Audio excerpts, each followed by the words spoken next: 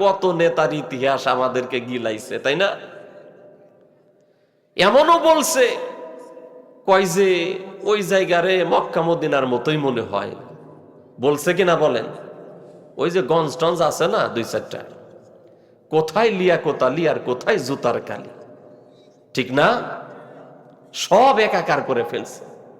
মানে দলান্ধ হওয়ার কারণে তার ঈমান থাকলো কিনা এটাও খেয়াল করে নাই। এরকম জালেম ছিল না ছিল না?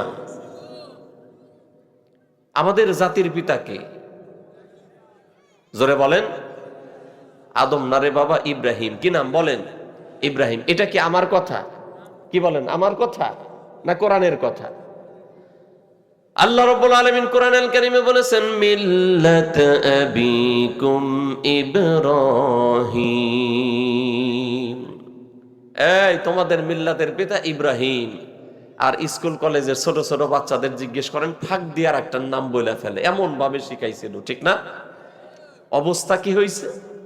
আল্লাহর কোরআনের বিরুদ্ধে গেলে, রাসূলুল্লাহর হাদিসের বিরুদ্ধে গেলে, ইসলামের বিরুদ্ধে গেলে, ওলামায়ে কেরামের বিরুদ্ধে গেলে কি হয়? শেষে গিয়া পোলা পানে ওটারে ভাঙ্গে আর কয় কল্লা ধইরা মারো টান, মুজিব করো খান খান। হয়েছে কিনা বলেন? আবার দুই চারটা ধইরা জিপার টিপার কইলা করছে কিনা বলেন? হ্যাঁ, ঝিনাইদহবাসী, এটা আমাদের জন্য চরম শিক্ষা, চরম শিক্ষা, যাতে করে আমরা নতুন করে আর স্বৈরাচার না হই, ঠিক কিনা বলেন? এটা আমাদের জন্য শিক্ষা। আল্লাহ বলছেন এই তোদের জাতির পিতা ইব্রাহিম।